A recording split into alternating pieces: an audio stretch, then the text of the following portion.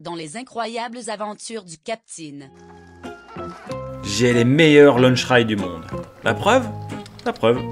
J'ai soufflé ma première bougie de mes 1 an du télétravail il n'y a pas si longtemps. Et même si cette situation me convient parfaitement, j'ai quand même besoin de temps en temps de sortir pour m'aérer les ménages. Et si en plus de changer l'air du bocal, je peux apprendre 2-3 trucs au passage, je suis preneur. Comme avec ces panneaux qui indiquent quelles sont les essences locales. Tiens, t'es mal épicéa. Mais quel est donc le nom latin du hêtre? Le Fagus sylvatica. Ah bah merci. Appréciez un peu les ramures de ce sycomore. Oh, regardez ce charme. Ça c'est pas charmant par contre. Et aujourd'hui on est reparti pour faire un tour du côté du Mont Cornet. Parce que la dernière fois que j'y ai posé... Stop! T'as pas l'impression d'oublier quelque chose mon champion? Merde, j'ai oublié de filmer le buis. Ouais, je suis un super fanboy de buis. J'ai un amour inconditionnel pour cette essence. 60 cm de diamètre. Vache. Une passion complètement inexpliquée que je ne peux assouvir qu'en ramenant des gros morceaux à la maison.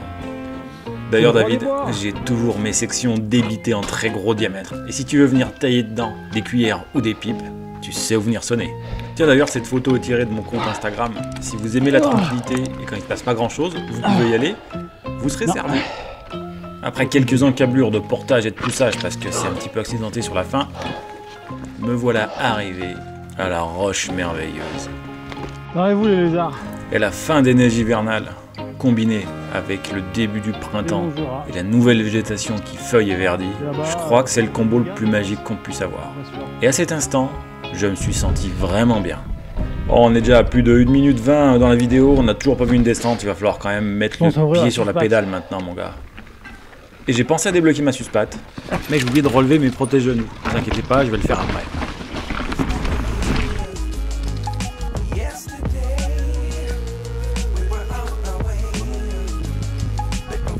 Oh yes, yes, double yes. Niveau béatitude, est-ce qu'on peut faire mieux que double yes?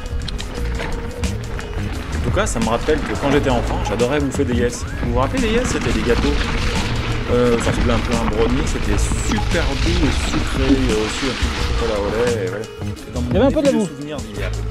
Bref, on s'en fout. Mais si toi aussi tu connais les yes, n'hésite pas à en parler en commentaire parce que j'ai l'impression que personne d'autre que moi n'en a jamais bouffé. Ça va comment tenir. Mon haut budget préféré, c'est un parc naturel. Et c'est aussi un paradis pour la flore et la faune. C'est beau. Et ce que j'ai pris pour un lys martagon, c'est en fait un dent de chien. C'est un peu moins rare que le dit lys martagon qui est protégé, mais ça reste néanmoins très très joli. Et maintenant que la pause botanique est terminée, je vais pouvoir m'en aller compter fleurette à ce pourquoi je suis là, c'est-à-dire la descente du Mont Cornet. Mais je vais quand même en profiter pour vous recaser un petit panorama mobile babuche de mon lac de Nantua Chéri. Ah, c'est chouette. Saviez-vous que c'était le plus grand lac naturel de l'Ain? C'est un lac glaciaire, c'est-à-dire qu'il a été creusé par un glacier. CQFDDD. Bon, maintenant on enchaîne. On est dans une vidéo déjà depuis plus de 3 minutes 10, alors on arrête avec la contemplation des astres et la béatitude devant les mauvaises herbes. C'est pourquoi tu freines? C'est pas dégueu. Je vais faire une pause Insta pour les copains au travail. Ah d'accord. Faire bisquer les poteaux quand ils sont au travail et que toi t'es dehors sous le soleil en train de faire du vélo, ça n'a pas de prix. Ça y est, on attaque enfin. Et techniquement, on en est à la moitié par le temps de la vidéo.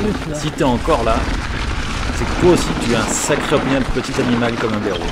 Et attention, quand je dis ça, je t'en remercie. C'est un compliment. Parce que le blaireau est quand même une créature tout à fait fascinante. Et mon amour pour ce mustélidé n'est plus à prouver. Ouh, je me suis crispé, j'ai regardé le trou et pas le virage.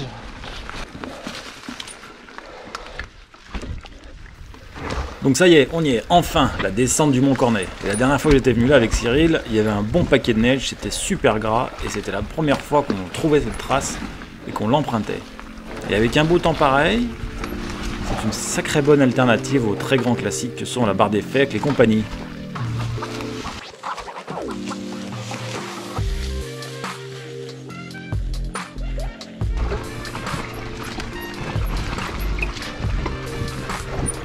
Et en plus, ça permet de partager un morceau d'histoire médiévale, le Haut-Bugey. Ça s'appelait sûrement pas le Haut-Bugey à l'époque. Oh, slob. ça passe. Attends, ça passe tranquille. Mais au temps immémoriaux du Moyen-Âge, au Bugey, le lac de Nantua, le lac de Silan, tous ces éléments du terrain faisaient partie d'une espèce de passe qui permettait de relier entre eux les comtés de Genève, les Thouars-Villars qui venaient de la Bresse, et le dauphin du Viennois qui venait plutôt de lieux comme Amberieu, etc.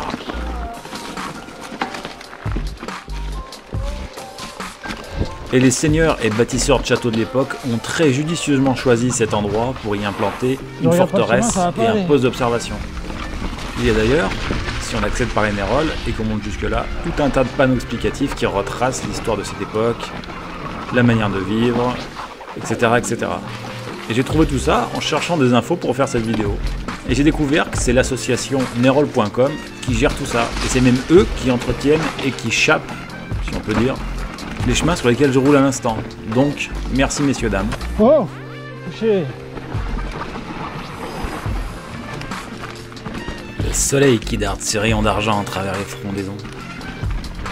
La tiède et paresseuse brise du midi, chargée de senteurs forestières. Il n'y a pas à tortiller du fion, tout ça, ça rend poète. Et pas une seule seconde, j'ai regretté d'arriver en retard à la réunion qui était prévue en début d'après-midi.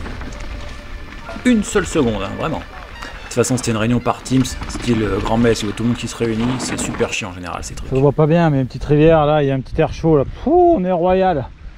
Royal de la Cnel. Et c'est Royal de la Cnel et parfaitement souple et détendu du mobile que je vais attaquer la dernière portion de mon parcours. Et en fouillant un petit peu, aïe, j'ai découvert une nouvelle section fraîchement ouverte qui permet de chanter une partie qui est pas franchement roulable. Ça a été ouvert de frais ça. C'est celle-là. Je pense que ces chemins ont été ouverts par des piétons pour les pédestres. Et on ne les remerciera jamais assez d'avoir chanté cet horrible chemin 4x4. Mais piétons et cyclistes, même s'ils partagent la même forêt, n'ont pas tout à fait la même vision de ce qu'est un chemin rigolo. Car pour eux, le plus court, c'est le meilleur. Et jouer avec le terrain pour en tirer la quintessence, ça fait pas partie de leur priorité. Je veux pas cracher dans la soupe, hein, loin de là. Je préfère un single en sous-bois, même rapide et cassant, à un ignoble chemin forestier dégueulasse. En revanche, et je tiens à remercier les messieurs-dames qui ont tracé ça du fond du cœur, les deux ultimes virages de cette descente sont proprement fantastiques. Ils ont habilement utilisé ce goulet naturel pour tracer quelque chose de vraiment merveilleux. C'est dommage qu'il n'y ait que deux virages, c'est bien trop court, mais ça les vaut, franchement ça les vaut. Allez, je vous laisse regarder.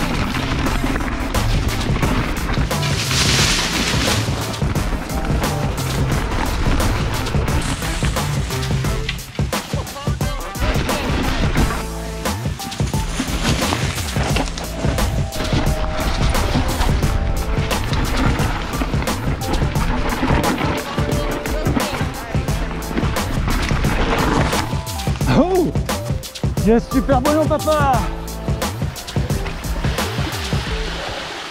Après un petit bain de pied régénérateur, Ça me mouille les yep, mais c'est vraiment beau.